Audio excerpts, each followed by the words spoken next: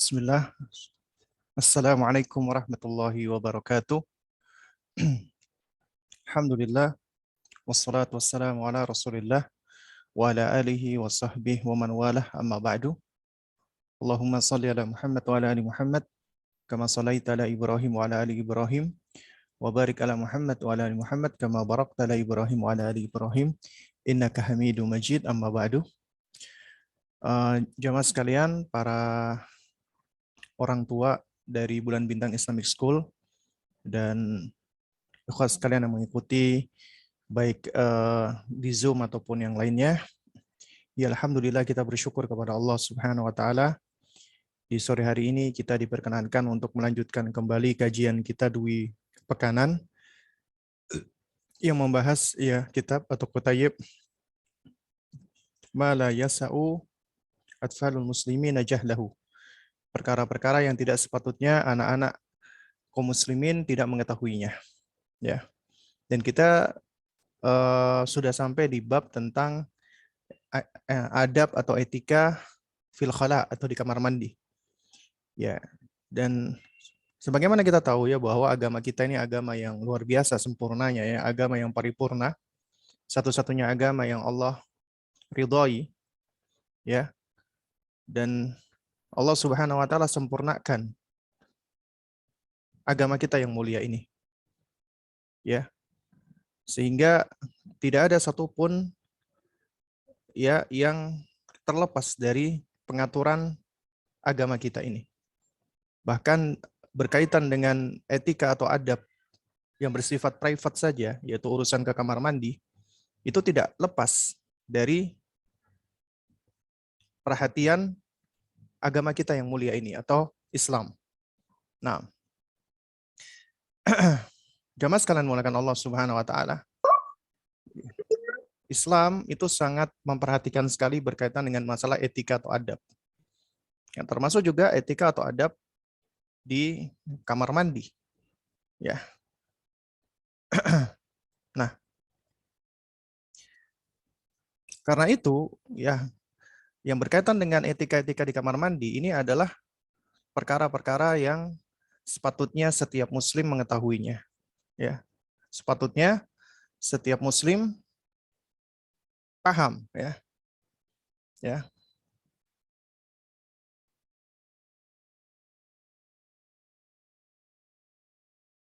Nah, kita tahu ya, misal contoh ya berkaitan dengan masalah siksa kubur ya, yaitu sebagaimana hadis yang diriwayatkan oleh Abu Hurairah radhiyallahu taala anhu ya, bahwa Rasulullah SAW beliau pernah bersabda, istanzihu minal baul, ya hendaklah kalian membersihkan diri kalian dari kencing. Fa inna amata adzabil qabri aku kan selalu ngomel-ngomel pengen anakku sekolah sunnah karena aku ngejar kayak gini-giniannya kan. Ya. Nah, baik.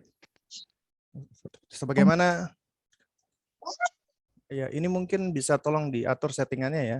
Jadi yang masuk itu tidak dalam keadaan mute, tidak dalam keadaan unmute ya. Nah, coba saya bantu dulu di security ya. Jadi supaya yang masuk mungkin kelupaan menonaktifkan audionya ya. Baik, udah. Baik. Kita lanjutkan lagi ya. Sebagaimana hadis Nabi yang mulia alaihi wasallam yaitu dari Abu Hurairah radhiyallahu taala anhu bahwa Rasulullah sallallahu alaihi wasallam pernah bersabda, ya istanzihu minal baul. Ya, hendaknya kalian membersihkan diri kalian dari kencing. Ya, artinya kita disuruh memperhatikan cara kita beristinja atau cara kita cebok ya ketika kita kencing. Jadi untuk memperhatikan kebersihan kita ketika kita buang air ya. Kemudian kata Nabi SAW, fa inna amata adzabil qabri minhu. Karena umumnya atau kebanyakan ya siksa kubur itu adalah lantaran hal ini. Ya. Dikarenakan hal ini, yaitu karena apa? Karena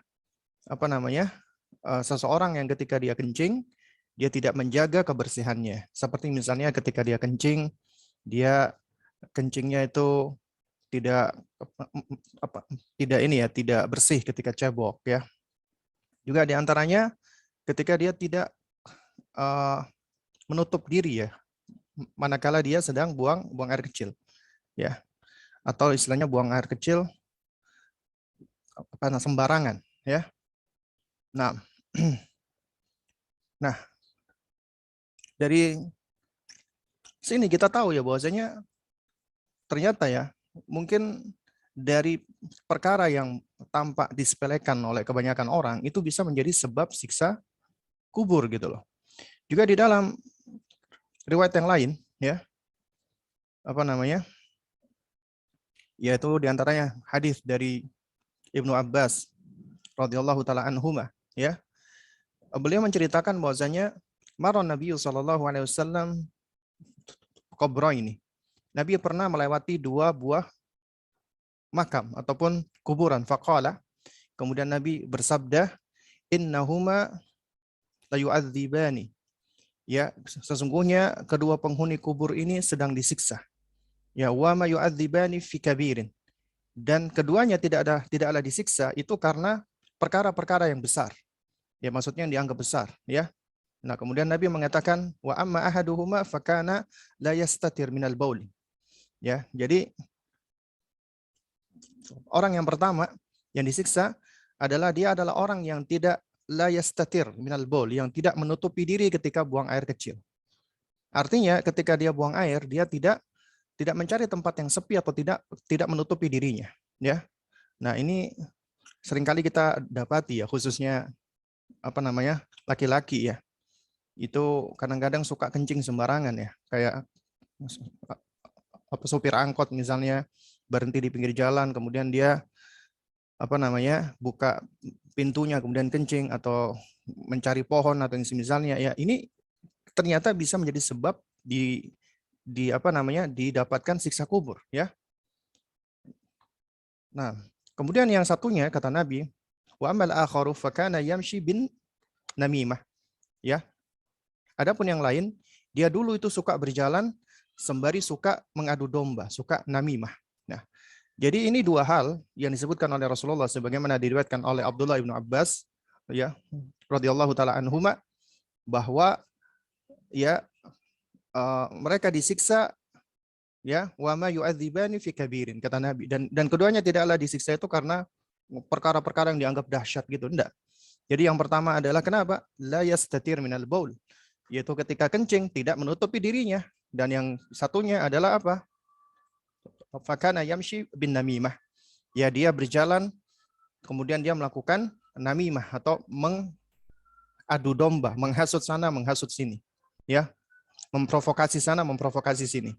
Ya. Nah, jadi dari sini kita bisa lihat ya, ternyata di antara sebab siksa kubur adalah berkaitan dengan urusan private. Urusan private artinya urusan buang air. Ya, urusan buang air itu bisa menjadi sebab ya manusia ya mendapatkan siksa kubur ya.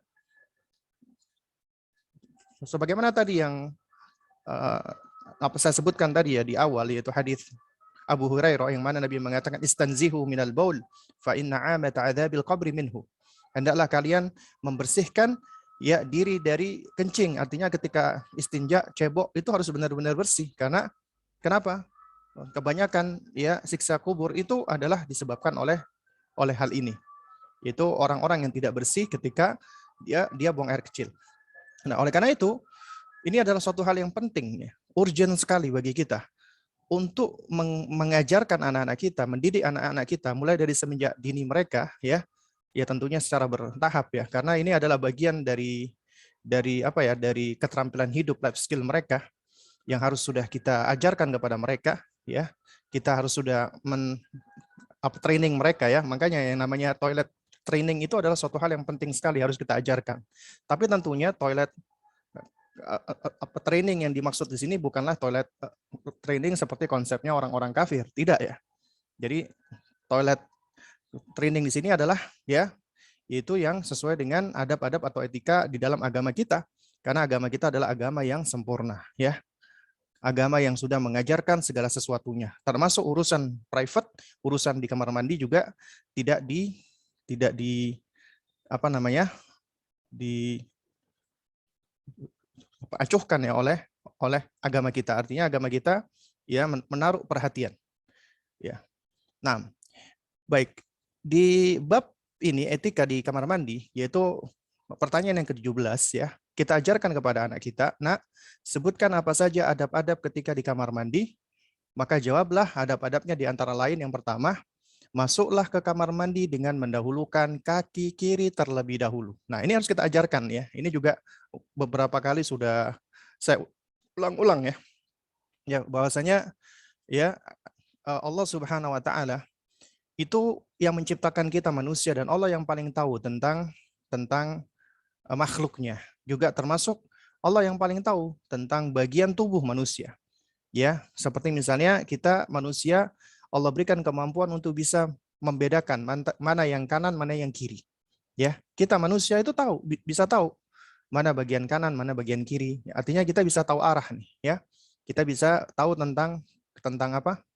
Orientasi sesuatu. Kita tahu mana depan, mana belakang, mana atas, mana bawah, mana kanan, mana kiri. Ya. Dan Allah yang lebih tahu tentang makhluknya dan Allah yang berhak untuk menentukan nih. Menentukan apa? Menentukan ya mana yang lebih utama dalam melakukan sesuatu dan mana yang mana yang bagian tersebut ya dia digunakan untuk yang lainnya. Ya. Karenanya di dalam agama kita ya kita meyakini sebagaimana ya datang dari Allah dan datang dari apa rasulnya ya sesuatu yang dikhususkan, yang diistimewakan oleh Allah dan Rasulnya, maka kita wajib untuk mengkhususkan dan mengistimewakan. Ya, nah seperti contoh misalnya, ya disebutkan di dalam sebuah riwayat ya bahwasanya Allah Subhanahu Wa Taala itu yuhibbu ya at-tayammun, ya, yaitu Allah menyukai ya apa namanya bagian kanan gitu loh. Bahkan juga di dalam hadis ya juga disebutkan bahwasanya karena Nabi sallallahu alaihi wasallam yu'jibuhu tayammun ya fi tana'ulihi wa tarujjulihi wa tuhurihi fi sya'nihi kullihi. Nabi sallallahu alaihi wasallam itu ya beliau senang untuk mendahulukan atau menggunakan bagian anggota tubuh kanannya ketika misalnya mengenakan sandal, ketika menyisir rambutnya, ketika bersuci atau mandi, yaitu dimulai dari yang kanan, atau dalam hal-hal yang sifatnya baik ya, atau di dalam hal-hal yang sifatnya baik ya. Karena itu makanya di dalam hal-hal yang sifatnya apa namanya perkara yang mengandung kemuliaan ataupun menghias diri, maka ini dilakukan dengan bagian tubuh yang kanan, ya. Karena itulah ya, para ulama menerangkan bahwa pembedaan antara bagian tubuh kanan dan kiri ini adalah sesuatu hal yang sebenarnya sudah ditunjukkan dan ditetapkan oleh dalil-dalil syar'i yaitu Al-Quran dan Sunnah dan juga disokong oleh fitrah manusia. Karena Allah sudah menciptakan dan menanamkan ya kepada manusia fitrah yang baik ya. Dan diantaranya fitrah itu juga mengarahkan kepada apa? Hal-hal yang baik ya. Nah, jadi untuk hal-hal yang baik maka digunakan bagian tubuh yang kanan. Sementara untuk hal-hal yang kurang baik ya, misalnya untuk istinja, untuk cebok, maka digunakan bagian tubuh yang kiri. Nah, jadi ya di etika atau adab yang pertama yang kita ajarkan kepada anak kita, ketika masuk ke kamar mandi, nak, dahulukan kaki kiri. Dan ketika keluar maka mendahulukan kaki kanan, ya. Nah, ini menunjukkan bahwasanya ya, apa namanya? Rasulullah SAW itu mencontohkan di dalam hal-hal yang memang sifatnya baik, ya maka Nabi mendahulukan yang kanan dulu. Adapun untuk sifatnya hal-hal yang sifatnya jorok atau kotor, ya maka beliau mendahulukan yang bagian anggota tubuhnya yang kiri dahulu ya. Nah, jadi dari sini ya apa namanya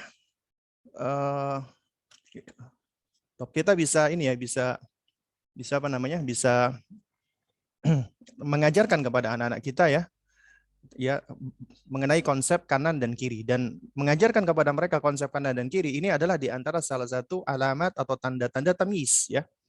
Karena sebagian ulama menjelaskan di antara tanda tamyiznya seorang anak adalah ketika dia bisa membedakan mana bagian kanan dan mana bagian kiri. Sehingga dengannya dia bisa makan dengan tangan kanan, minum dengan tangan kanan, kemudian dia bisa apa namanya? Mengenakan pakaian dari tangan kanan dan melepaskan pakaian dari tangan kirinya. Kemudian dia bisa mengenakan celana dari tangan kanan, melepaskan celana dari tangan kiri. Dia bisa memakai sandal dari tangan kanan, melepaskan sandal dari tangan kiri. Kemudian ketika dia masuk kamar mandi, dia mendahulukan kaki kiri, keluar dengan kaki kanan. Nah, ini diantara tanda-tanda tamyiz. Ya, jadi ini perkara mendasar yang perlu dipahami oleh anak-anak kita. Karenanya penting bagi kita mengajarkan mereka konsep kanan dan konsep kiri. Ya, Toib. Lalu kemudian adab yang kedua atau etika yang kedua adalah mengucapkan doa sebelum masuk ke kamar mandi. Ya, ini juga harus kita ajarkan kepada anak-anak kita. Ya, di antara doanya adalah mengucapkan Allahumma inni a'udzubika minal khubuthi wal khaba'ith ya. Allahumma inni a'udzubika minal khubuthi wal khaba'ith ya. Ya Allah, aku berlindung kepadamu dari al-khubuthi wal khaba'ith. Nah, baik, jamaah sekalian mulakan Allah Subhanahu wa taala ya. Berkaitan dengan hadis ini ya, ini apa namanya? Ya. Pertama itu adalah hadis riwayat dari sahabat yang mulia Anas bin Malik ya, yang menyebutkan ya, karena Nabi sallallahu alaihi wasallam idza dakhala al-khala qala Allahumma inni a'udzubika minal khubuthi wal khaba'ith ya. Adalah Nabi ketika beliau memasuki kamar mandi, maka beliau mengucapkan doa, ya Allah, aku berlindung kepadamu dari al-khubuthi wal khaba'ith ya. Nah, itu kemudian ya dari ya riwayat Sa'id bin Mansur itu ditambahkan dengan lafal basmalah, bismillah Allahumma inni a'udzubika minal khubuthi wal khaba'ith ya. Itu ditambahkan dengan lafal basmalah. Jadi boleh mengucapkan dengan basmalah dan boleh mengucapkan tanpa basmalah langsung ke doanya ya. Sebagian ulama menjelaskan ya, yang utama adalah mengucapkan basmalah ya. Kenapa? Karena di dalam ucapan basmalah itu mengandung apa namanya? Barokah ya, dan juga mengandung perlindungan dari Allah Subhanahu wa taala. Kalau ada yang tanya, loh, Ustadz, bukankah ucapan basmalah itu kita lakukan manakala kita hendak melakukan apa namanya perbuatan-perbuatan baik ya? Nah, ini kok ketika kita akan buang air kok kita mengucapkan basmalah? Maka jawabannya adalah ucapan basmalah ini adalah ucapan yang kita ucapkan sebelum kita mengucapkan doa. Ya, itu doa ketika kita hendak masuk ke kamar mandi, ya. Jadi ucapan basmalah ini sebagai apa namanya pengawal ya, yang maksudnya yang mengawali doa kita. Lalu kemudian juga di dalam ucapan basmalah ini itu juga mengandung untuk kebaikan yang selaras dengan inti daripada doa, yaitu Allahumma inni a'udzubika minal khubuthi wal khaba'ith. Ya Allah, aku memohon perlindungan. Ya, kita memohon perlindungan kepada Allah Subhanahu wa taala dari al-khubuthi wal khaba'ith, ya. Nah, sekarang apa namanya? Kita coba perhatikan ya. Di sini ya, yaitu kata al-khubuthi wal khaba'ith ya. Kata al-khubuthi wal khaba'ith. Nah, karena di sini para ulama punya varian pendapat ya. Punya varian pendapat. Yang pertama, kata al-khubuthi ya. Kata al-khubuthi ini adalah jamak dari kata al-khabith. Ya, jamak dari kata al-khabith. Al-khabith. Ya. Nah, itu jamaknya adalah al-khubus ya, al-khubus. Jamaknya ya, al-khubus. Artinya adalah ya setan laki-laki ya atau jantan. Ya, ini di antara maknanya ya. Nah, juga di antara makna bahasa yang dimaksud dengan al-khabith itu artinya adalah segala hal yang jelek dan jorok ya. Yang jelek dan jorok. Itu disebut dengan khabith ya. Nah, jadi ini di antara maknanya. Kemudian sebagian ulama itu membaca al-khubthu. Ya, al-khubthu. Bukan al-khubus ya, tapi al-khubthu. Ya. Jadi dibaca apa? Dibaca al-khubthu ya. Nah, jadi jamaah sekalian yang dimuliakan Allah Subhanahu wa taala ya. Apa namanya? Afwan, bentar. Ya. Nah, jadi sebagian ulama menerangkan ya, jadi bacaannya bukan al-khubutsu tapi al-khubtsu. Ya, dengan apa namanya? Dengan mensukun huruf ba-nya ya, al-khubtsu ya. Nah, ini apa namanya maknanya ya? Al-khubtsu itu maknanya adalah ini ya, jadi secara umum maknanya adalah apa namanya? Gangguan dari syaitan ya. Jadi maknanya adalah gangguan setan ya. Ini diantara maknanya ya. Jadi kalau kata al-khabith itu adalah setan itu sendiri tapi laki-laki, tapi itu khubtsu ya. Jadi minal itu khubsi ya, minal khubsi. Jadi kata al-khubtsu itu artinya gangguan setan itu sendiri. Nah, adapun al-khaba'ith ya, adapun al-khaba'ith ya, ini adalah ya bentuk jamak atau plural dari kata al-khabithah. Ya, al-khabithah. Ya. Nah, al-khabithah itu adalah apa namanya? Al-khabith yang perempuan atau setan betina, ya. Setan betina. Maknanya, ya. Dan sebagian ulama yang lain itu menerangkan makna ya al-khaba'ith ya, itu artinya adalah segala perbuatan buruk ataupun jelek. Ya, segala perbuatan jelek, buruk dan maksiat. Nah, ini diantara makna yang disebutkan oleh para ulama. Ya, jadi ketika seseorang dia mengucapkan Allahumma inni a'udzubika minal khubuthi wal khaba'ith, artinya ya Allah aku berlindung kepadamu dari setan betina dan setan jantan. Kalau dia membaca Allahumma inni a'udzubika minal khubthi wal khaba'ith, artinya adalah ya Allah aku berlindung kepadamu dari gangguan setan dan dari segala perbuatan jelek, buruk atau maksiat. Dan ini inilah yang yang dikuatkan oleh sebagian ulama apa namanya? Top ahli hadis ya. Ya, sebagian yang dikuatkan oleh para ulama muhadditsin dikarenakan maknanya lebih meluas ya. Nah, taib. Nah, Syekh bin Baz rahimahullahu taala beliau menerangkan ya bahwasanya ya al-khubth wal khaba'ith maknanya ya al-khubutsu adalah dzukurus syayatin, setan-setan yang laki-laki. Wal khaba'ith adalah inatsus syayatin, yaitu setan-setan perempuan.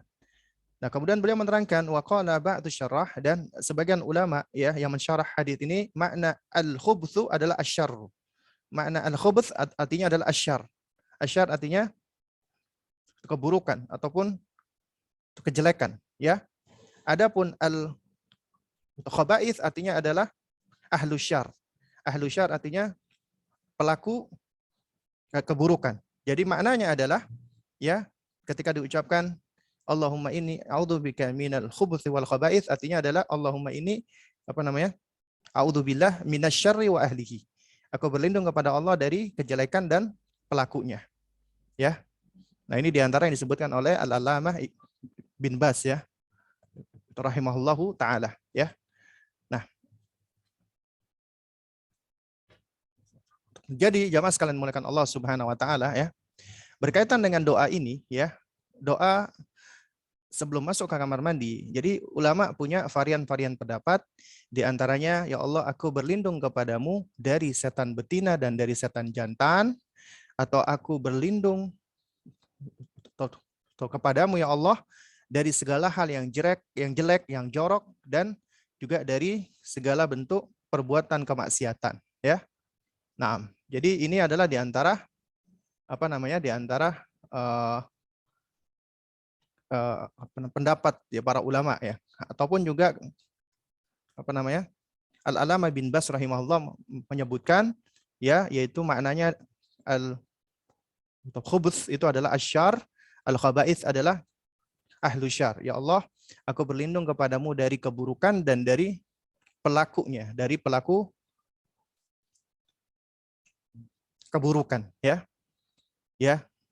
Dan juga bisa dimaknai dengan ya Allah aku berlindung kepadamu dari itu khubsi ya, yaitu minal khubsi artinya adalah apa? Adalah gangguan setan, wal khaba'its. Wal khaba'its artinya segala bentuk perbuatan-perbuatan kemaksiatan. Kenapa demikian? Ya, dari dari doa ini itu para ulama punya pendapat yang bermacam-macam. Ya, ini memang kita nggak bisa pungkiri ya bahwa yang namanya pemahaman dan juga bahasa ini memang suatu hal yang yang kita nggak bisa pungkiri ya. Seringkali memang terjadi adanya varian dan adanya perbedaan-perbedaan pendapat di antara para ulama. Tapi perbedaan pendapat ini tidak menunjukkan adanya kontradiksi. Bahkan ini menunjukkan adanya pengayaan ya. Artinya ya kita mau memahami dengan makna yang manapun itu juga ya satu dengan yang lainnya itu tidak saling kontradiksi, bahkan saling menguatkan gitu loh. Ketika kita memahami Allahumma inni a'udzubika minal khubuthi wal khaba'its, ya Allah aku berlindung kepadamu dari setan jantan dan setan betina, ya berarti kita memang memohon perlindungan kepada Allah dari gangguan setan jantan dan setan betina gitu loh ya. Kenapa demikian ya? Karena di dalam hadis yang lain Nabi SAW pernah bersabda, satru ma baina a'yunil jinni wa awrati bani Adam idza dakhala ahaduhum al-khala an yaqula bismillah ya. Nah, ini diantara dalil tentang ya menambahkan lafaz basmalah ya. Itu juga suatu hal yang penting. Ya bismillah Allahumma inni a'udzubika minal khubuthi wal khaba'its. Karena dalam sabda yang lain Nabi mengatakan ya, satru ma baina a'yunil jinni wa aurati bani Adam ya, suatu hal yang dapat menghalangi antara pandangan jin dengan auratnya sebentar ya. Nah, jadi satru ma baina a'yunil jinni wa aurati bani Adam, yang dapat menghalangi pandangan jin dan auratnya anak keturunan Adam adalah idza dakhala ahaduhum al-khala, jika salah seorang dari mereka memasuki kamar mandi, an yaqula bismillah, hendaknya mengucapkan bismillah. Kenapa demikian? Karena ketika seseorang mengucapkan bismillah, maka ya syaitan tidak mampu ya, pandangan syaitan atau mata syaitan tidak mampu melihat auratnya manusia ya. Jadi tidak mampu melihat aurat manusia dengan mengucapkan kata basmalah ataupun bismillah. Dan ini juga menjadi pelajaran bagi kita bahwa kamar mandi itu adalah tempat yang disenangi oleh syaitan ya. Jadi tempat-tempat yang jorok, tempat-tempat yang kotor itu adalah tempat-tempat yang disenangi oleh syaitan ya. Karena itu makanya kita dianjurkan untuk mengucapkan doa memohon perlindungan kepada Allah dari syaitan. Kemudian juga di kamar mandi itu juga adalah tempat-tempat yang jorok ataupun yang jelek ya. Nah, itu di antara makna al-khabith ya, yaitu tempat yang jorok, yang kotor ya. Nah, dan makna khubthi, ya kalau baknya disukun, ya itu di antara maknanya adalah apa? Adalah gangguan syaitan, ya. Jadi artinya syaitan bisa melancarkan godaan dan gangguan kepada anak Adam, ya, khususnya ketika di kamar mandi pada saat anak keturunan Adam atau manusia itu mereka melepaskan pakaiannya atau menyingkap auratnya, ya. Kemudian sebagian ulama memahami al-khaba'ith artinya adalah ya perbuatan-perbuatan jelek ataupun perbuatan kemaksiatan, ya. Karena di kamar mandi itulah ya sangat mungkin seseorang melakukan perbuatan-perbuatan kemaksiatan, ya. Yaitu akibat dari gangguan syaitan, kemudian akhirnya mengajak seseorang untuk berbuat maksiat, ya. Dan juga kalau kita lihat juga tadi ya yang diterangkan oleh Al-Allamah Ibnu Baz, yaitu kita memohon perlindungan dari keburukan dan pelakunya, ya.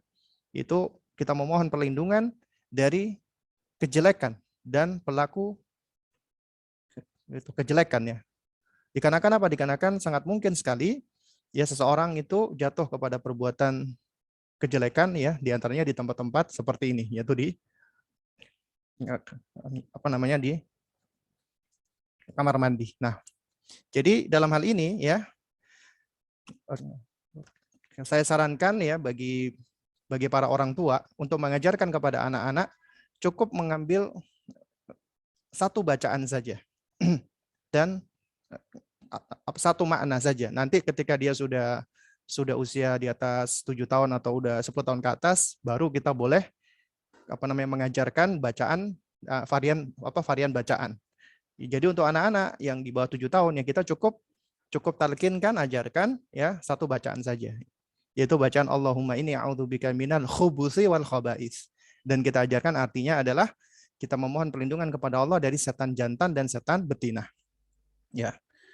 Nah, tapi ya kita sebagai orang tua kita hendaknya juga punya pemahaman yang lebih luas ya. Artinya kalau misalnya kita dapati ya misalnya tuh ada orang lain atau ada anak lain dia bacanya berbeda ya, kita nggak langsung menyalahkan gitu. Misalnya ada yang membaca Allahumma inni a'udzubika minal khubuthi. Jadi baknya di sukun ya.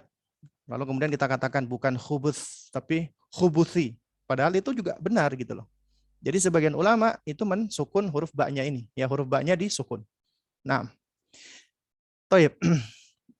Baik, jamaah sekalian menggunakan Allah Subhanahu wa taala ya. Ini juga ada faedah yang penting yaitu apa? Yaitu dimanapun kita berada, kita nggak bisa lepas dari dari Allah Subhanahu wa taala, dari butuhnya kita dengan pertolongan Allah Subhanahu wa taala, dengan perlindungan Allah Subhanahu wa taala, apalagi di tempat-tempat yang berpotensi di dalamnya banyak sekali bahaya ataupun keburukan-keburukan. Karenanya kita sangat penting sekali ya untuk bisa menghadirkan di dalam diri kita dan juga mengajarkan ke anak-anak kita betapa kita sangat butuh dengan Allah Subhanahu wa taala. Nah, di antaranya dengan kita ya banyak berdoa, memohon perlindungan dan pertolongan kepada Allah Subhanahu wa taala. Nah, kemudian etika yang berikutnya, etika yang ketiga adalah ya hendaknya tidak masuk ke kamar mandi membawa sesuatu yang di dalamnya mengandung zikir-zikir kepada Allah. Contoh misalnya membawa mushaf tidak boleh, hukumnya adalah haram, atau membawa lembaran ataupun ada sesuatu yang bertuliskan ya lafaz Allah atau yang bertuliskan zikir kepada Allah, maka ini suatu hal yang juga tidak diperkenankan. Juga misalnya membawa ponsel atau handphone ya ke kamar mandi, kalau di ponsel itu misalnya itu pakai pakai apa istilahnya, pakai wallpaper ya atau background misalnya di situ dituliskan lafaz Allah misalnya ya. Jadi ini suatu hal yang juga hendaknya dijauhkan. Artinya kita jauhkan untuk membawa sesuatu ke kamar mandi hal-hal yang mengandung zikir-zikir kepada Allah Subhanahu wa taala. Nah, lalu kemudian juga yang berikutnya yang keempat adalah menutup dengan tirai atau penghalang saat buang hajat. Ya, jadi ya alhamdulillah ya kita tahu ya kalau kita berada di rumah atau di di gedung, maka kamar mandi itu biasanya sudah ada temboknya, sudah ada menutupnya, sudah ada pintunya. Tapi yang jadi masalah yaitu di mall, ya. Kita tahu ya, seperti misalnya di mall atau ya di eh, pasar-pasar, atau ya intinya seperti di mall gitu ya. Itu biasanya tempat buang air kecil itu saling berjejer, ya, yaitu saling berjejer di kanan kiri ya. Seharusnya seorang muslim ketika dia hendak buang air kecil, ya, dia tidak mempergunakan ya tempat buang air yang seperti yang ada di mal-mal itu, ya. Kecuali kalau dia misalnya sedang sendirian ya. Ya misalnya dia sendirian di situ, nggak ada orang lain dan dia bisa menutup dirinya misalnya, nah itu baru tidak ada masalah. Nah tapi biasanya kita nggak bisa menahan orang untuk bisa masuk ke dalam kamar mandi ya, karena kan kamar mandinya umum ya, publik ya. Sehingga lebih baik adalah ketika Anda ingin buang air kecil, ya, tetap gunakan toilet, tetap gunakan kamar mandi. Ya meskipun Anda cuma ingin buang air kecil. Jangan buang air kecil di tempat yang kita tahu ya, seperti di mal-mal itu untuk laki-laki itu ya biasanya sudah disiapkan itu ya. Ya, dan itu pun juga ya sarana untuk istinjanya setahu saya juga nggak ada. Artinya tidak ada air di situ yang bisa digunakan untuk cebok ya.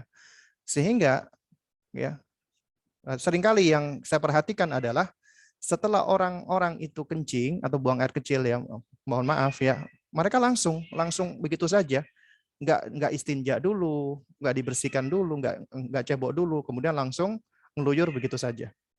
Nah, inilah yang menunjukkan tentang benarnya sabda Rasulullah Shallallahu Alaihi Wasallam yang tadi di awal yang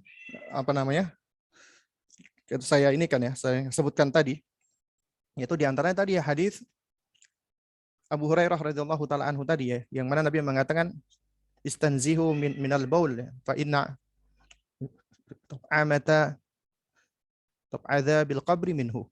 Ya, hendaklah kalian membersihkan diri ketika kencing, karena yang paling banyak siksa kubur itu adalah ya karena apa? Karena orang-orang yang kencing dia tidak cebok dengan bersih ya. Atau juga ya hadis yang tadi, hadisnya Ibnu Abbas radhiyallahu taala anhuma, yaitu ketika beliau melewati dua kuburan, kemudian beliau mengatakan ya innahuma la yu'adzibani, dan kedua penghuni kubur ini sedang diazab oleh Allah Subhanahu wa taala, wa ma yu'adzibani fi kabirin, dan mereka tidaklah diazab karena perkara yang besar. Ya. Kemudian kata Nabi SAW, wa amma ahaduhuma fakana la yastatir minal baul.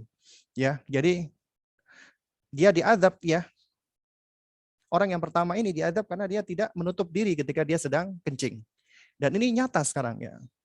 Jadi di mal-mal sekarang ini adalah menjadi salah satu sarana ya manusia, apalagi kaum muslimin, mereka digiring untuk bisa mendapatkan azab kubur ya. Jadi kenapa? Karena kencingnya tidak menutup diri ya. Karena kencingnya kencingnya saling jejer di kanan kiri ya.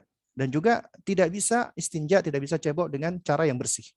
Ini dua sebab yang menyebabkan seseorang itu mendapatkan siksa kubur. Nah, karena itu makanya kita harus sudah ajarkan anak kita dari semenjak kecilnya ya, supaya apa? Supaya mereka ya ketika buang air itu bisa istinja dengan baik, dengan bersih, dan juga menutup diri dengan tirai ataupun penghalang saat buang hajat. Ya. Nah, kalau misalnya dia sedang berada di gurun pasir atau berada di hutan ya. Nah, jadi yang harus dilakukan adalah apa? Dia mencari tempat yang jauh dari penglihatan manusia, yang tersembunyi, lalu kemudian silakan dia buang air di situ.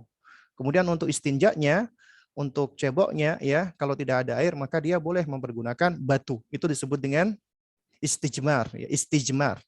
Ya, cebok dengan batu ya, dengan kerikil ataupun batu. Gitu dengan cara istijmar. Jadi bersuci dari buang air itu bisa dengan dua cara.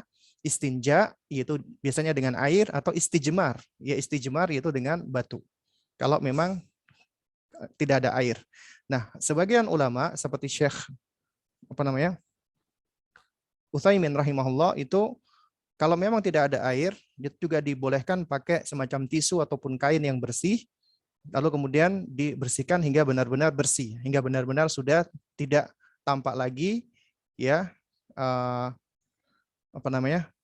najis ya. Nah, kemudian etika atau adab yang berikutnya, etika yang kelima adalah tidak berbicara atau ngobrol di tempat buang hajat atau di tempat ketika seseorang sedang di toilet ya. Karena apa? Karena kamar mandi adalah bukan tempat untuk berbincang-bincang, bukan tempat untuk ngobrol ya. Sehingga tidak benar dan tidak tepat ya jika seseorang misalnya ketika dia sedang buang air kemudian dia ngobrol. Ya, entah ngobrol dengan orang di sampingnya atau dengan orang di luar kamar mandi, atau dia bawa handphone kemudian dia sambil telepon, sambil ngobrol ya. Nah, kecuali apabila ada hajatnya, ada keperluannya misalnya, dan itu juga harus sebatas dengan keperluan. Misalnya contoh ya contoh misalnya ya, ketika seseorang dia berada di kamar mandi lalu kemudian dia kelupaan bawa sabun misalnya, lalu kemudian dia ngomong, dia minta tolong dengan orang yang ada di dekatnya misalnya untuk minta tolong diambilkan sabun ya. Nah, ini berarti kan adalah suatu hal yang memang di dalamnya itu ada hajatnya, ada kebutuhannya. Jadi kalau memang ada hajat, ada kebutuhan, maka dia diperbolehkan tapi sebatas sesuai dengan hajat itu ya. Tidak berlebihan. Jadi enggak lagi diajakin ngobrol ya. Kemudian yang berikutnya, tidak menghadap kiblat saat buang hajat ataupun membelakangi kiblat. Nah, berkaitan dengan menghadap dan membelakangi kiblat ketika buang air, ini memang para ulama di sini itu memiliki perbedaan pendapat ya. Yaitu ada khilaf ya, ada khilaf atau perbedaan pendapat di antara para ulama. Nah, di antara ulama yang melarang secara mutlak, dan ada ulama yang membolehkan secara mutlak, dan ada ulama yang memperinci ya, memberikan tafsir ya. Bahkan ya jamaah sekalian muliakan Allah Subhanahu wa taala ya, itu juga disebutkan ya, berkaitan dengan hukum buang air menghadap atau membelakangi kiblat, itu ya disebutkan ada 8 pendapat. Ya, ada 8 pendapat dari para ulama. Ya. Ya. Nah,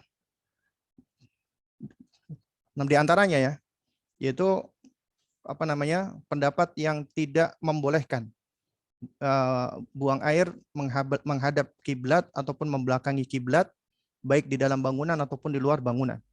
Itu pendapat pertama. Pendapat kedua ya, yaitu pendapat yang memperbolehkan, boleh buang air dia menghadap kiblat ataupun membelakangi kiblat baik di dalam bangunan ataupun di luar bangunan. Nah, ini pendapat yang disandarkan kepada Imam Rabi'ah ya. Nah, kemudian yang ketiga adalah pendapat yang melarang atau mengharamkan ya membelakangi ataupun menghadap kiblat, yaitu apabila di luar bangunan, tapi boleh apabila di dalam bangunan. Nah, ini pendapatnya Syafi'i, pendapatnya Imam Malik, Imam Ahmad, dan ulama-ulama yang lainnya. Ya, jadi boleh kalau di dalam bangunan, tidak boleh apabila di luar bangunan. Terus kemudian pendapat yang keempat adalah pendapat yang melarang menghadap ya kiblat baik itu di dalam ataupun di luar bangunan, tapi boleh membelakangi kiblat ya baik itu di dalam ataupun di luar bangunan. Ya. Nah, ini pendapat yang disandarkan kepada Imam Abu Hanifah ya. Jadi dilarang menghadap kiblat baik di dalam ataupun di luar bangunan. Jadi kalau menghadap kiblat nggak boleh. Mau di dalam ruangan atau di luar ruangan itu nggak boleh. Tapi kalau membelakangi itu boleh. Baik di dalam atau di luar ruangan. Ya. Terus kemudian sebagian ulama yang lain berpendapat boleh membelakangi hanya di dalam bangunan saja. Ya, jadi kalau di dalam bangunan boleh. Kalau di luar bangunan nggak boleh. Ya, baik itu membelakangi ataupun menghadap kiblat. Lalu kemudian pendapat berikutnya adalah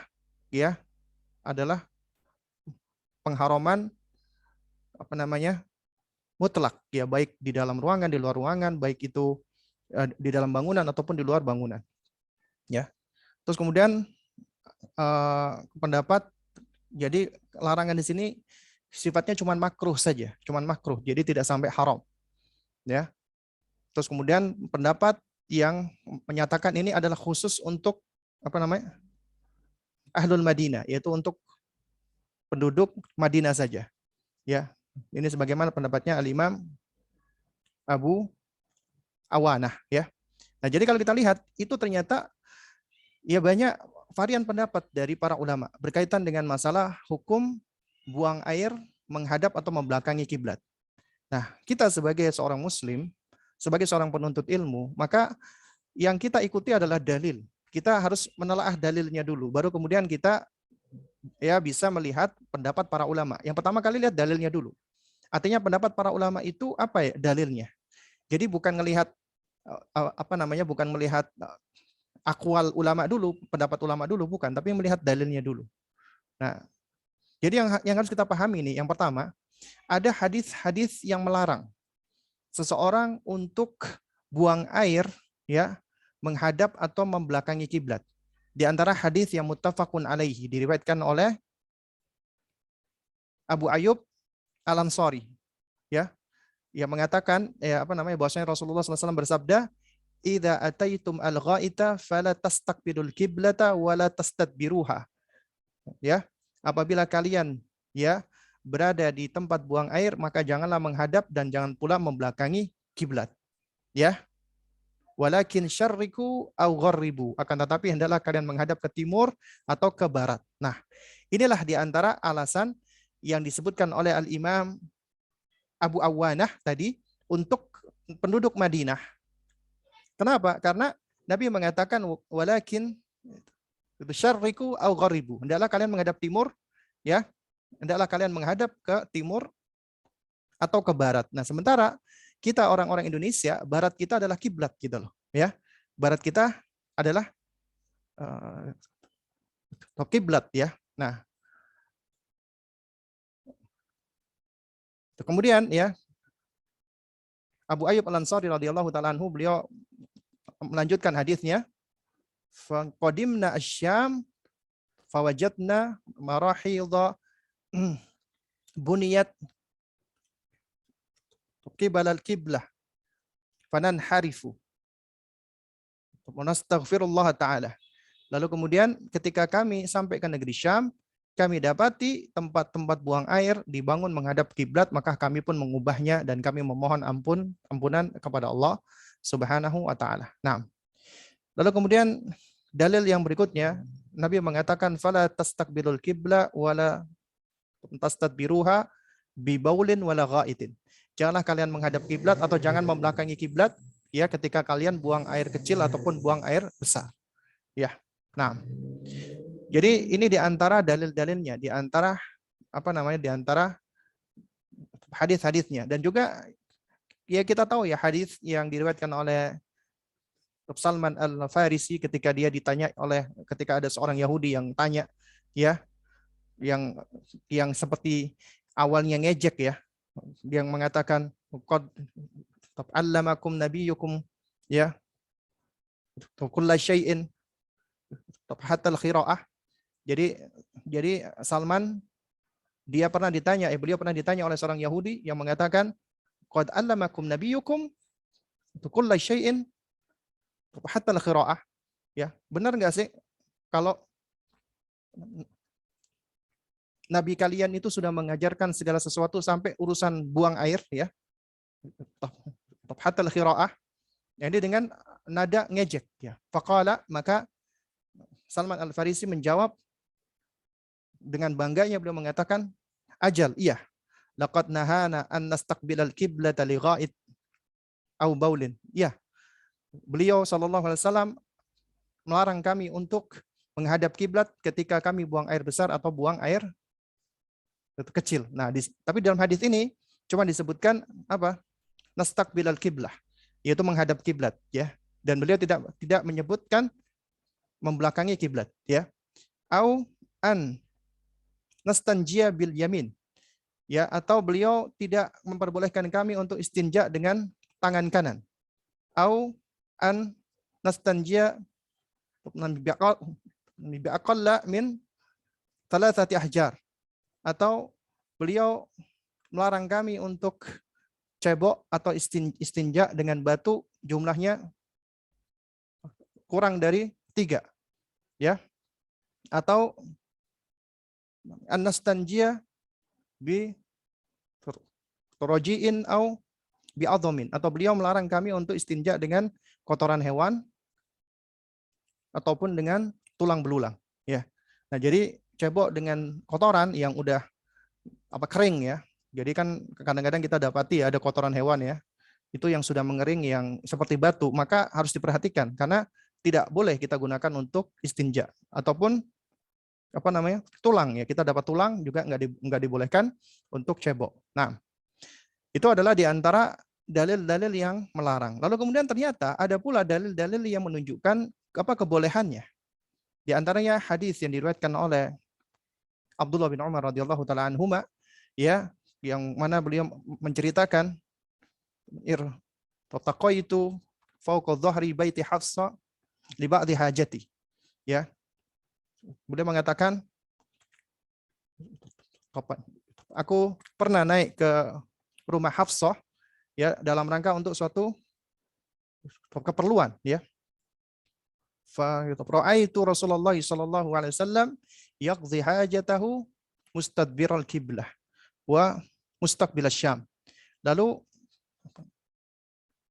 saya pun melihat bahwasanya Nabi beliau sedang buang hajat membelakangi kiblat dan menghadap ke arah Syam ya.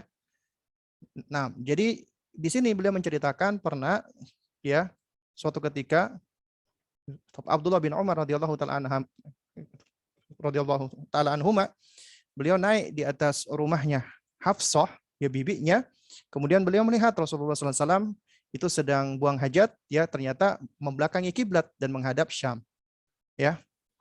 Dan juga di antaranya adalah hadis Jabir ya, Jabir bin Abdullah radhiyallahu taala anhu yang mengatakan, nahan Nabi sallallahu alaihi wasallam an nastaqbilal qiblata bi baulin faraaituhu ya qibla an yuqbadha bi amin astaqbiluha. Nabi pernah melarang kami untuk buang air kecil menghadap kiblat, tapi aku pernah melihat beliau buang air kecil ke arah kiblat setahun sebelum beliau wafat ya. Jadi setahun sebelum beliau wafat ataupun meninggal dunia. Nah, jadi di sini kita bisa dapati kok ternyata sepertinya datang riwayat yang saling kontradiksi. Makanya para ulama pun datang berusaha untuk menjamak, mengkompromikan ya, mengkompromikan dalil. Nah, kaidahnya adalah apabila ada 2 atau lebih ya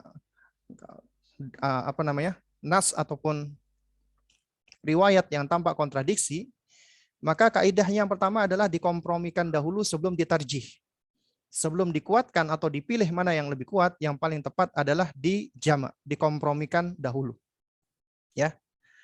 Nah, jadi kalau kita perhatikan, ulama yang mengharamkan secara mutlak dan menghalalkan secara mutlak atau membolehkan secara mutlak ini sudah mengambil tarjih ya, tarjih. Artinya memilih salah satu dari dalil, padahal dalilnya di sini adalah sama-sama kuat. Nah, itu di antara konsekuensi ya, jika kita lebih mendahulukan tarjih, maka maka jatuhnya adalah kita akan meninggalkan dalil yang lain, dalil yang juga kuat. Nah, sehingga yang lebih tepat adalah dilakukan kompromi ataupun jamak. Ya. Dan untuk mengkompromikan ya berkenaan dengan hal ini, Allahu taala a'lam bishawab ya. Ya, itu dari penjelasan para ulama ya. yang apa namanya? Tepat adalah ya eh, larangan buang air menghadap atau membelakangi kiblat adalah jika dilakukan di luar bangunan atau di luar ruangan, ya. Tapi yang lebih utama adalah seseorang berusaha mencari mencari kamar mandi yang ketika dia buang air dia tidak membelakangi ataupun tidak menghadap kiblat, ya. Ya.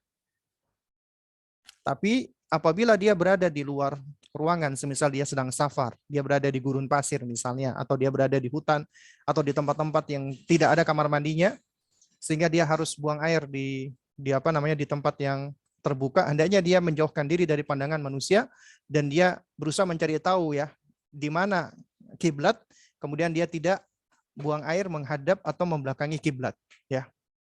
Nah, baik.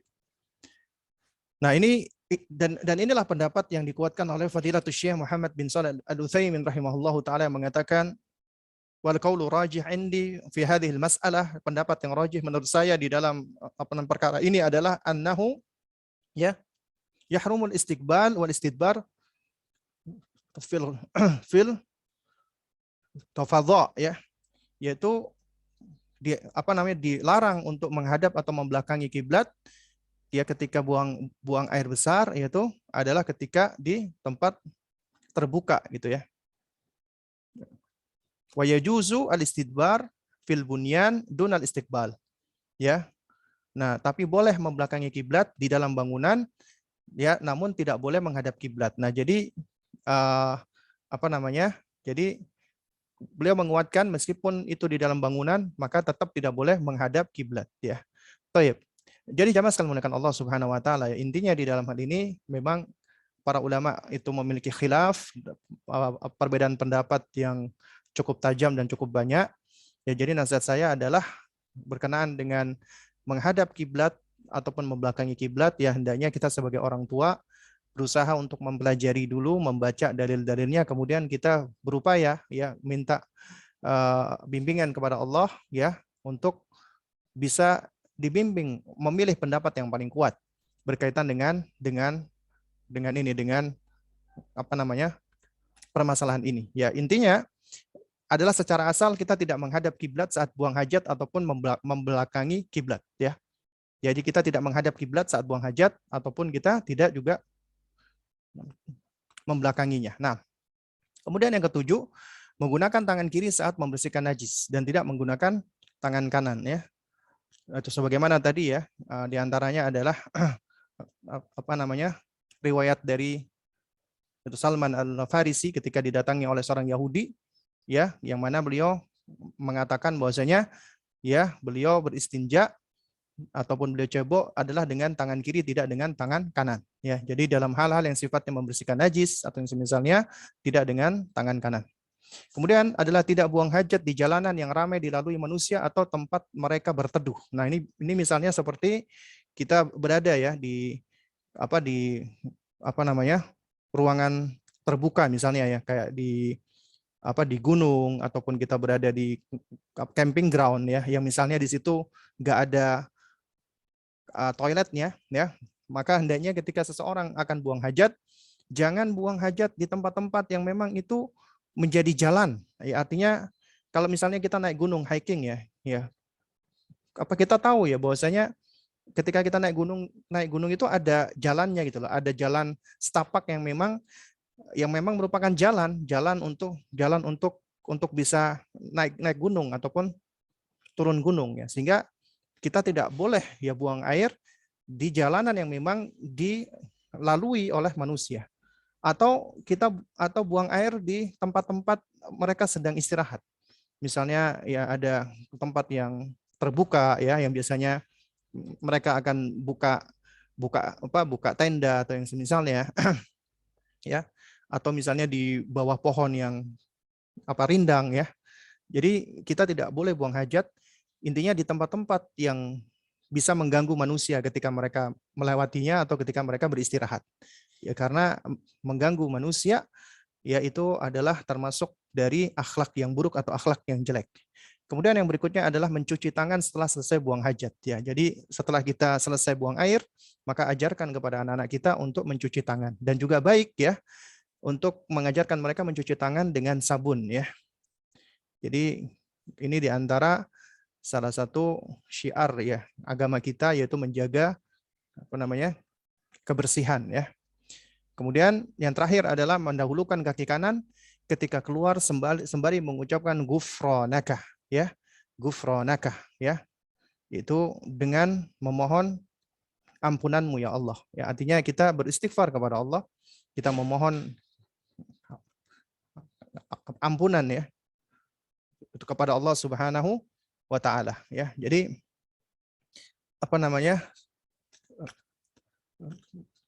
setelah selesai kita urusan kita dari kamar mandi ya, dan juga kita udah ajarkan agar membersihkan diri dengan baik ya, istinjanya, ceboknya juga dengan cara yang baik, kemudian mencuci tangan, maka ajarkan kepada mereka, anak-anak kita, untuk mengucapkan gufronakah ya ketika keluar dari kamar mandi, mendahulukan kaki kanan ya.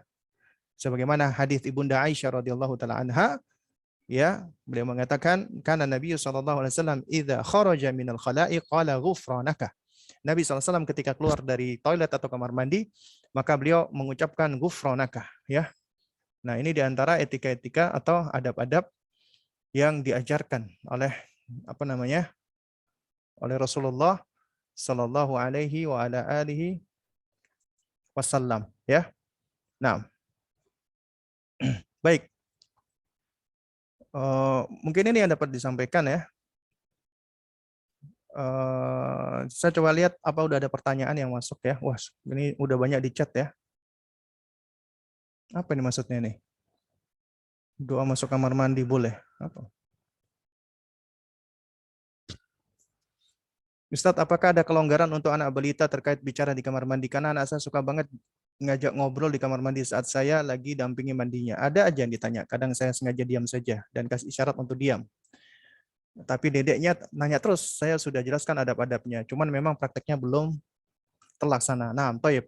Jadi memang ya untuk anak-anak ya memang tugas kita adalah kita mengajarkan adab dan kita jelaskan apakah pada anak-anak kita kalau di kamar mandi kita memang tidak boleh banyak bicara. Nah, cuman permasalahannya ini suatu hal yang berbeda antara anak-anak yang sudah tamyiz dengan anak-anak yang masih belum tamyiz.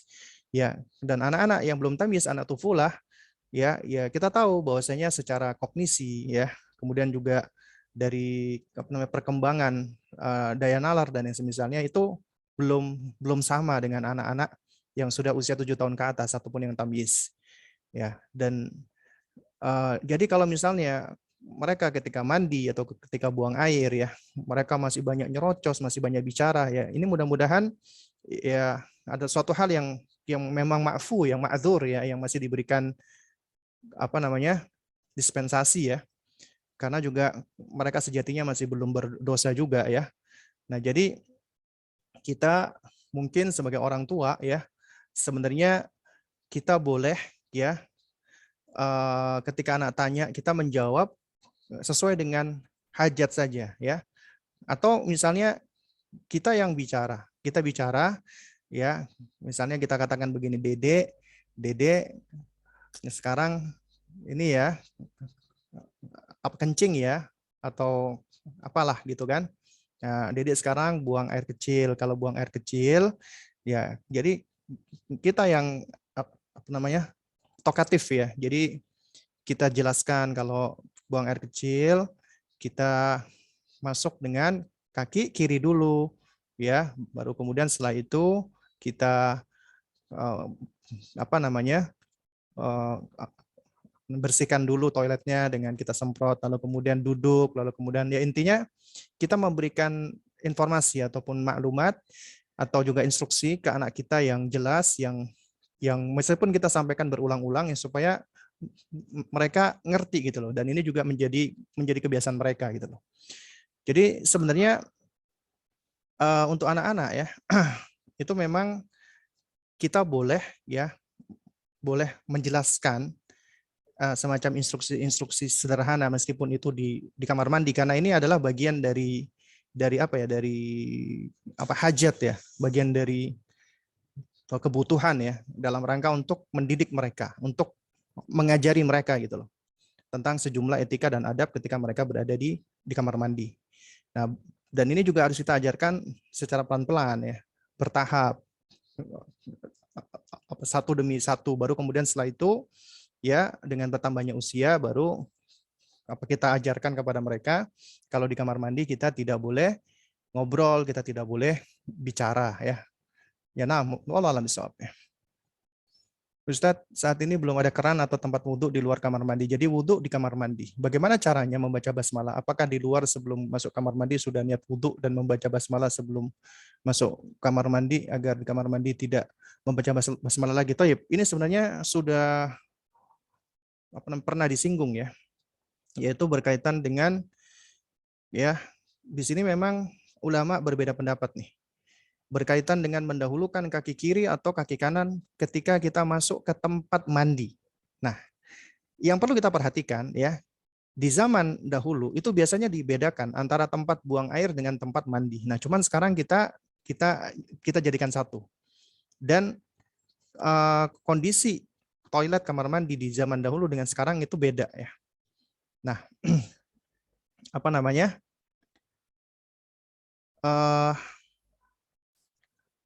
Di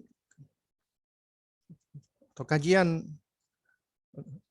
top saya yang lalu ya, itu saya udah jelaskan bahwa apabila kita masuk toilet kita dahulukan kaki kiri. Tapi kalau kita mau masuk ke tempat pemandian, kita mau mandi, maka kita dianjurkan untuk mendahulukan kaki kanan dulu. Kenapa demikian? Karena kita hendak melakukan toharoh, kita hendak bersuci. Mandi itu bagian dari bersuci. Kita sedang berbersih, kita hendak menghias diri. Dianjurkan ketika hendak menghias diri, kita mengawali dengan yang kanan dulu. Artinya ketika Anda berniat di kamar mandi Anda misalnya, ya, jadi di kamar mandi Anda itu misalnya jadi satu ya, lalu kemudian kalau misalnya niatnya itu cuma mau mandi, ya wallahu a'lam bishawab ya, ini dari yang saya pahami, maka dianjurkan untuk masuk dengan kaki kanan dulu kemudian mandi.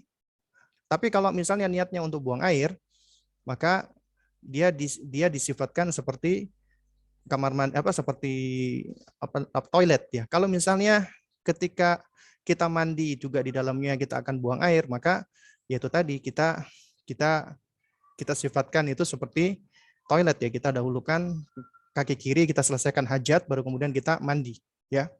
Nah, lalu kemudian berkaitan dengan mengucapkan kalimat-kalimat yang baik ya, ataupun basmalah ya,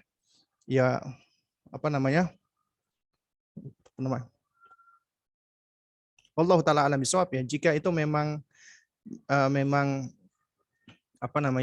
jika itu memang tempat mandi yang terpisah dengan buang air, maka ini tentunya boleh. Nah, tapi kalau itu bercampur dengan toilet, dengan tempat buang hajat ya, dalam hal ini memang ulama berbeda pendapat ya.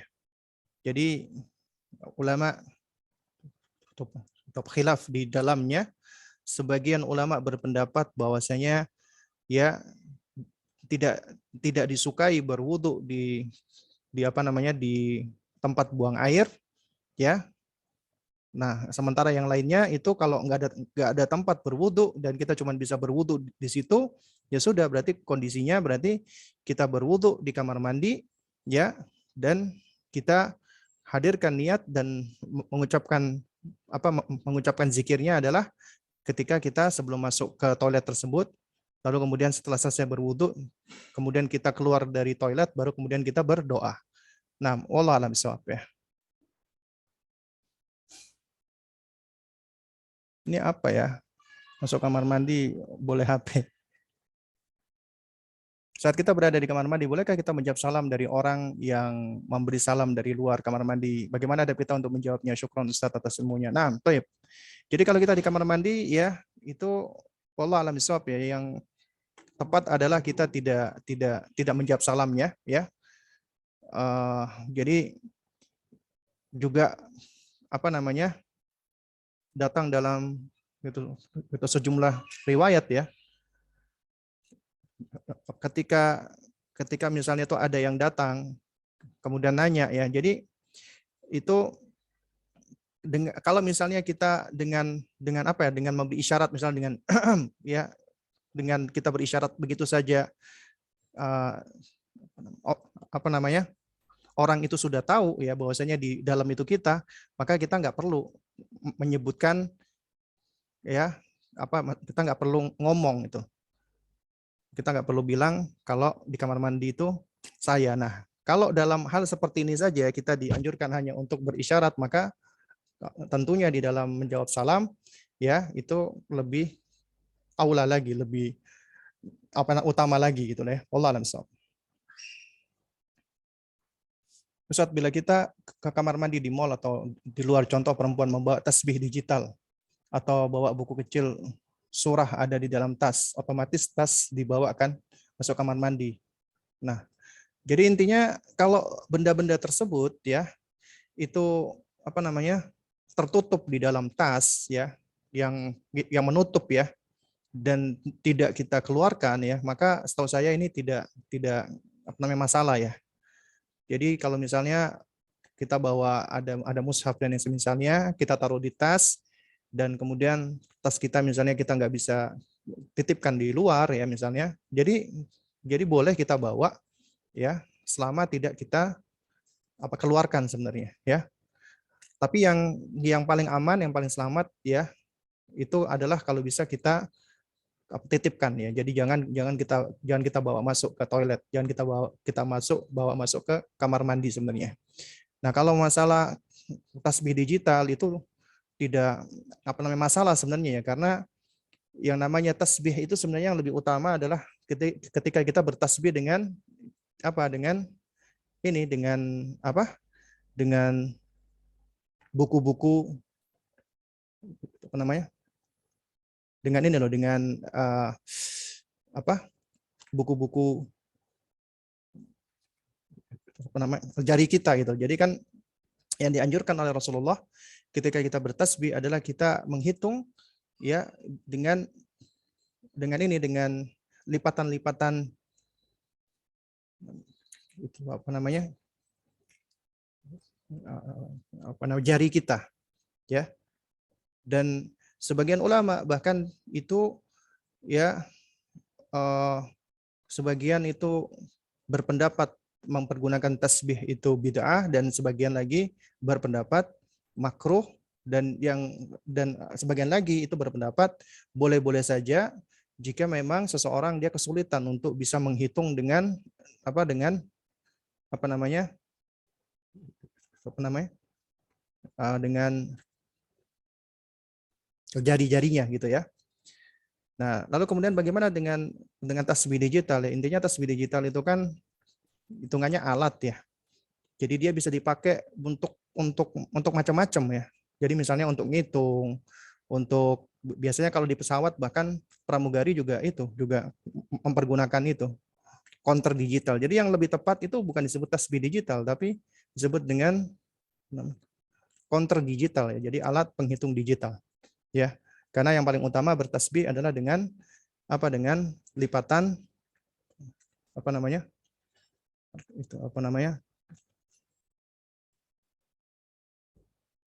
jari-jari kita, itu yang lebih utama ya.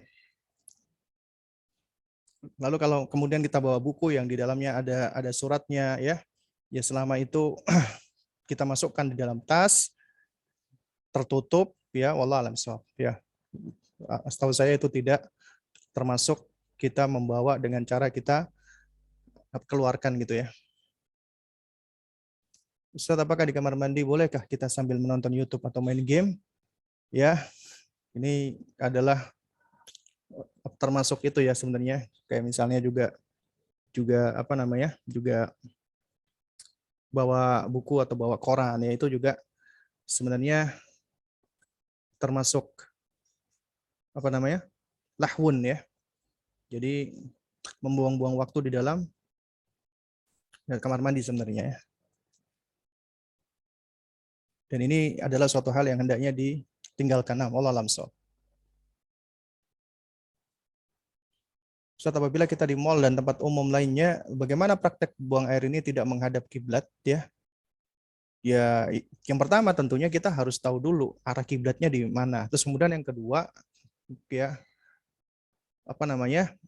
Setelah kita tahu arah kiblatnya di mana, kalau kita tahu ternyata toilet itu menghadap kiblat, maka kita berupaya semaksimal mungkin kita menyamping, ya tidak menghadap kiblat ketika buang air kecil. Kalau misalnya memang toiletnya menghadap kiblat. Nah, wallahu a'lam.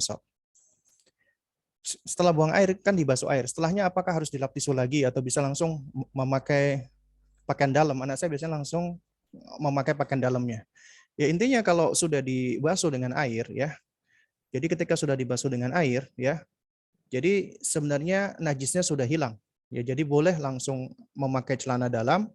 Nah, cuman kadang-kadang kalau langsung pakai celana dalam kan menjadi celana dalamnya menjadi ini ya, menjadi basah. Jadi seringkali tidak nyaman sehingga yang lebih baik adalah kalau bisa dikeringkan dulu entah dengan tisu ataupun dengan kain ya supaya tidak lembab ya. Ini apa ya nih? Baca doa masuk kamar mandi mandiin.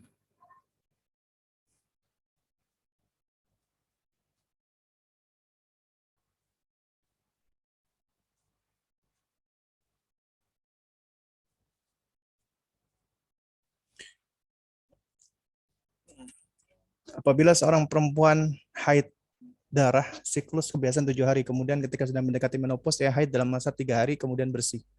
Setelah lebih dari 24 jam kemudian keluar darah haid lagi. Begitu terus siklusnya sampai 4 tahun. Terakhir, apakah dalam masa berhenti haid tersebut masih terhitung darah haid dan apakah boleh tidak mandi besar dulu saat masa haid tersebut ataukah darah haid tersebut terhitung darah istihadhah? Mohon penjelasannya Ustaz. Nah, jadi kalau yang saya pahami ya, wanita itu memiliki darah kebiasaan ya dan memang ketika mendekati menopause ya itu biasanya tadinya dia haidnya 7 hari itu semakin berkurang ya.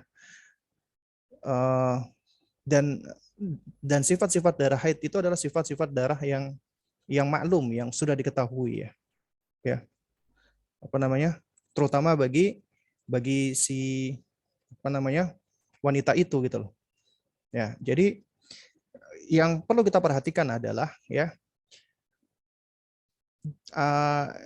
wanita itu memiliki darah kebiasaan yang sudah dia ketahui. Kalau dia misalnya menjelang masa menopause ya, nah berarti dia menentukan haidnya 3 hari, 4 hari itu kan masih sifatnya dugaan ya, sifatnya zon, dugaan ya.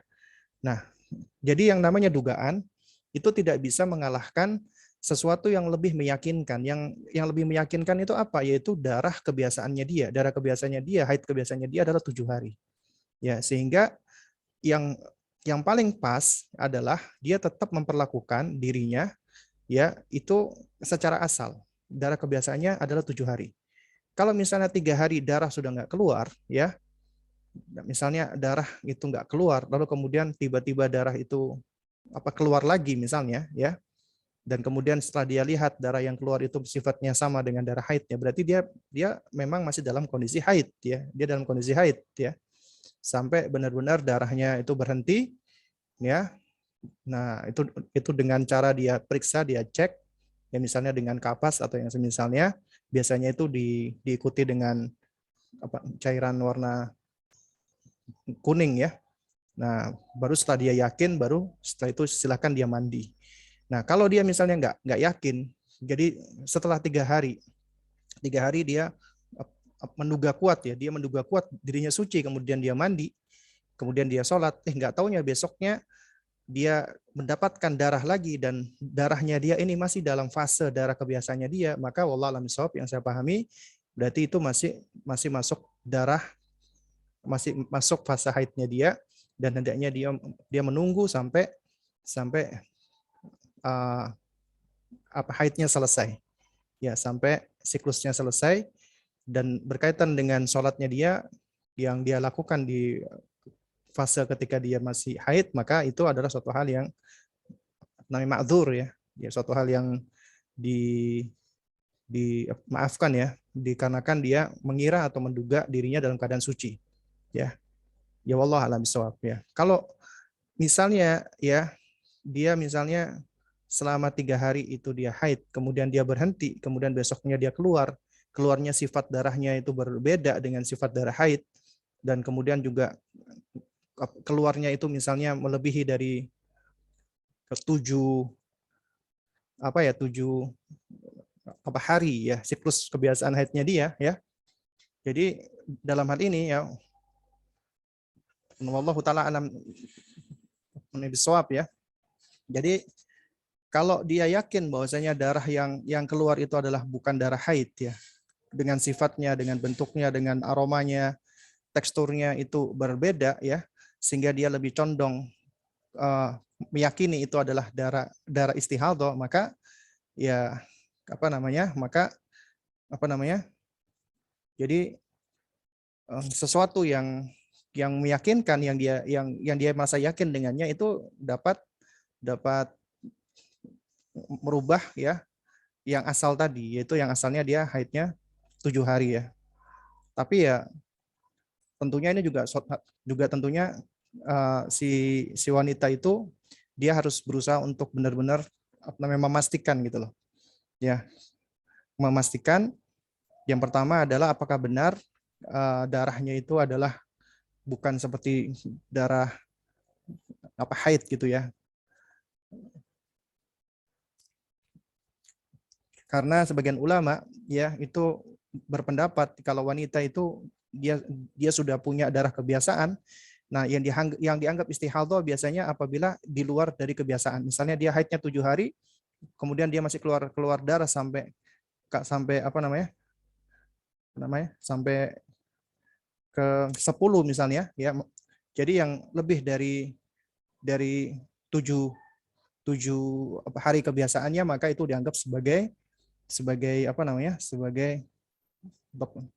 istihadhah ya. Nah, wallahu taala alam bisawab. Jadi intinya ya bahwa wanita itu berpegang dengan kebiasaan, dengan darah kebiasaannya dia, itu asalnya. Yang kedua, wanita tersebut dia lebih tahu tentang bagaimana sifat-sifat darahnya, sifat darah haidnya, bentuknya, aromanya, warnanya, teksturnya, dia yang paling tahu. Sehingga ketika darah yang keluar itu berbeda, maka dia paling tahu dirinya gitu loh. Ya. Nah, jadi dalam hal ini ya, ini memang suatu hal yang sulit untuk bisa di general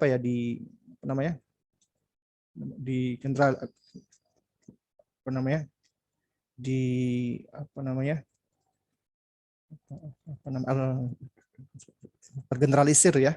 Ini adalah suatu hal yang sulit ya.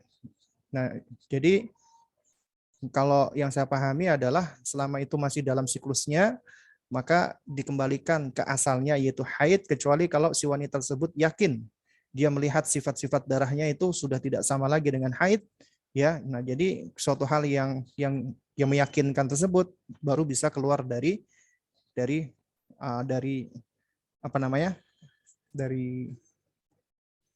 hukum atau asalnya tadi ya Allah. Nah, untuk ya karena sudah pukul 5:30 ya, jadi mungkin kita cukupkan dulu sampai di sini ya, karena bahasanya ke haid ya. Nanti insya Allah ke pertanyaan berikutnya insya Allah nanti kita jawab di kesempatan yang lain ya. Nah, jadi mungkin kita cukupkan dulu sampai di sini.